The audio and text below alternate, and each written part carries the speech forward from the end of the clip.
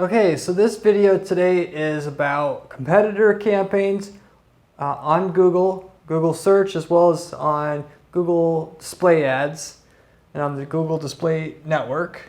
And basically having your ad show up where people are looking for your direct or indirect customers or clients are going to be looking for their products and services, so that you can determine, is it a ad that can show up for people normally that are beelining for your competitors' products or services? Is it right for you? Is it worth doing? Can you make a profit from it? And so I'm going to share my experiences on this video today as to whether I've actually ran these in the past, which I have, and of course, how profitable are they, and how to do them if you're going to be able to make a profit for what I've seen is required to make competitive campaigns work for you and work in general. So in any case, I have a list here 1 through 5 of different things that I have to cover to explain what is the potential of running a competitive campaign in your market. The first of which here is, to answer the question and to clear it up right away, is it worth it, and can you actually make money running competitive ads in your market? And the answer is yes.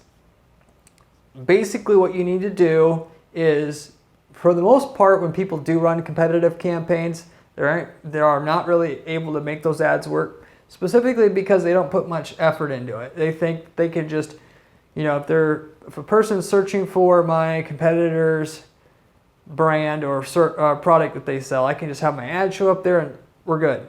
Just like the rest of your search campaigns, if you run them on Google to find new customers or clients for your business. And so what I'm telling you here is that can work.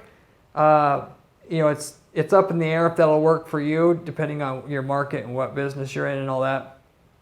And but it'll almost always work if you take it one step further and actually put some time and effort into actually coming out with a out-of-the-box strategy with that, which I'm going to kind of explain what's worked for me in the past. And so for the most part, if you're ambitious and you want to add some additional profit to your campaigns the way you're running it now, are hitting kind of a plateau with your results, and you haven't done competitive strategies yet on Google search, Google display, you certainly should do it. It works. So number 2 here on my list is regarding the implementation. So there's actually a couple different ways that you can do the competitor campaigns ads that you set up for yourself. One of which is sort of gray or gray hat, and one is white hat, or if you want to say gray or black, depending on how you view it.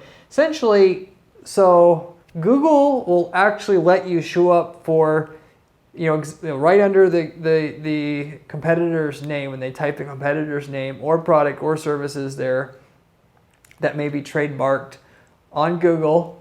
And so you're basically above their organic listing if they're ranked number 1, which they usually are, as you probably know, unless it's a more generic term or word.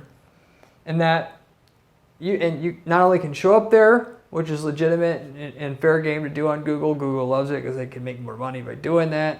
They started doing that 5 years ago or so to be able to sell that ad space, knowing that it's worth money, and it is, because I've seen you can make some really good money from running your ads there if you just have the right strategy.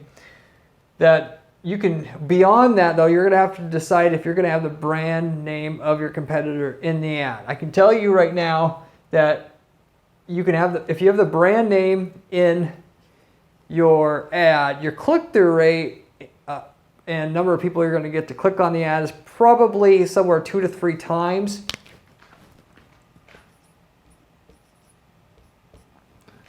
what you're going to have versus not having your competitor's brand name in the ad. And it doesn't have to literally be there to, and let's just put it this way. You don't want to trick the user, obviously, to get them to your site, except for maybe in some particular unique circumstances, which I'm going to get into here in a minute. For the most part, you want to have something there that's going to get the user's attention and click through. and check out your offering before they were going to go ahead and just move forward. And maybe sometimes they're just checking in with the company, checking on their order, but before they buy, in the case that they're going to buy from your competitor. Versus you can just have something, that doesn't have your competitor's brand name mentioned in it, and just selling your products or services in the ad. And so according to trademark law, if your competitor's brand name or product name is trademarked and you do put the brand name or product name that's trademarked in the ad, you're technically, according to copyright law, violating their trademark, and you can get sued for that. For the most part, most people aren't paying attention, and it takes, even if you were to do this to get your 2 to 3 times more clicks on your ad, it'll take people 3-6 months, even for large companies with even an in-house counsel, to even notice that. And for the most part, they just send you a cease and desist letter once they do catch on, and nothing else happens of it.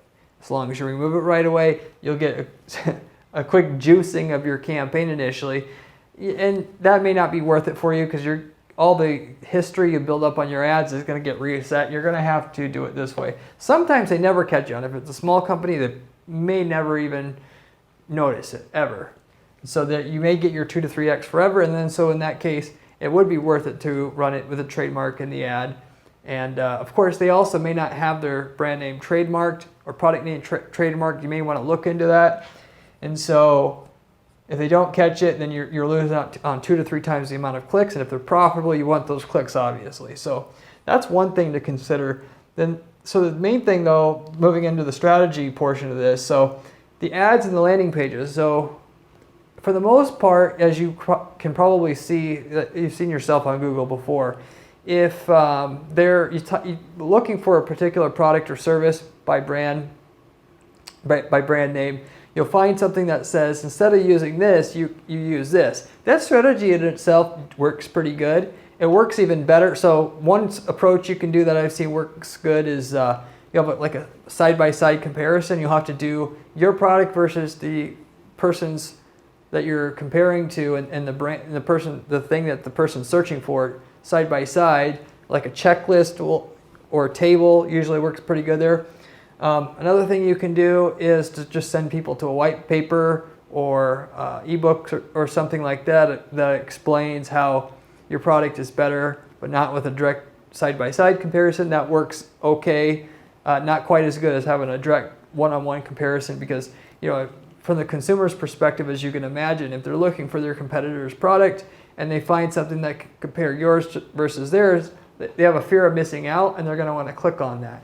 If you say your product is better and specifically because of X, and the phraseology that's going to get people to respond and send them to a white paper, that also can be pretty profitable, generally speaking. And so you can try either one of those and decide what works for you.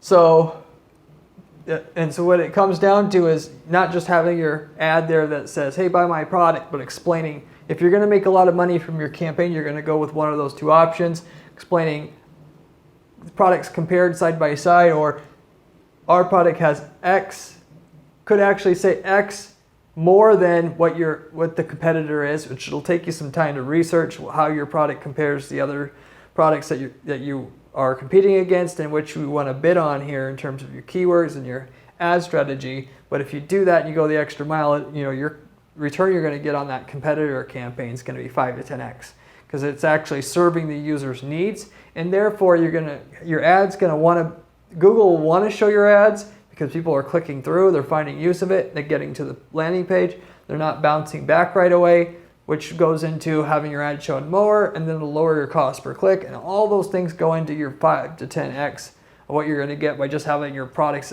or services ad there with nothing there that's going to add value to the user. And so I pretty much only recommend doing that.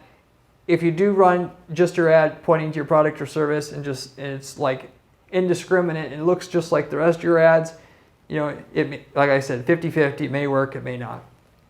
And so, but virtually nobody should be doing that in your market. I'd say 80% of markets, nobody's doing either the strategies that I recommended to you there, and so that you should go with one of those. one over the other. If you can handle it and have the information, you should do it. So number 4 here is the remarketing audience. So one of the things that I mentioned before is basically if you have the trademark in the competitor's trademark in the ad, it's going to get people to click through at a higher rate. Some people are going to just have, for all respective purposes, the more people you get to your site that you can build a remarketing audience from and then market to, the better your strategy is going to work. So you'll get some return from your campaign just from the people that respond right away. You'll get more return. Specifically, this is the biggest reason why you run competitive campaigns, is to build up a remarketing audience, because no other audience is better marketing to be marketed to than people that are already in market for your competitors' products and services. So pretty much, irrespective of what you can do to get people to respond to your campaign right away, it's not so much about that as just building up a list of people that you can then have multiple ads show up for later on. You can have more search ads show up for the user later on that you have specialized in telling Google you're willing to pay more for. Then you can have also on the display network have multiple ads shown for the same users that you know are already in market and know what their budget is based upon what your competitor has and what their price point of their product is or service is.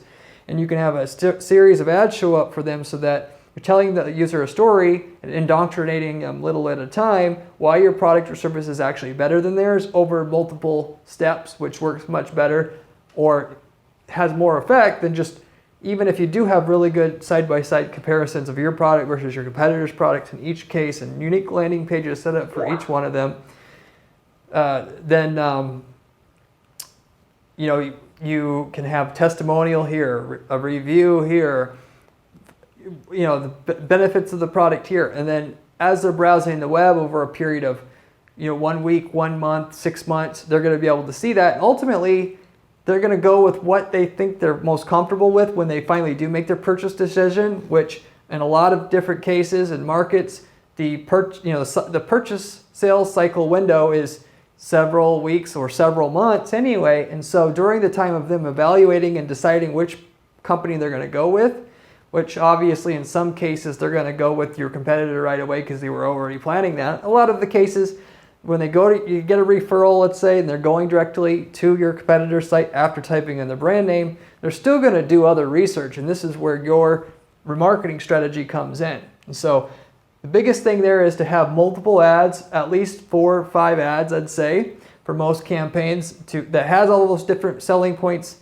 that you want to tell your user that should buy your product versus your competitor's product, why your product actually is worthy of their money. And so the moving on to the last one here, moving everything forward, just with what you have set up with your remarketing strategy, you can run those same ads on the display network.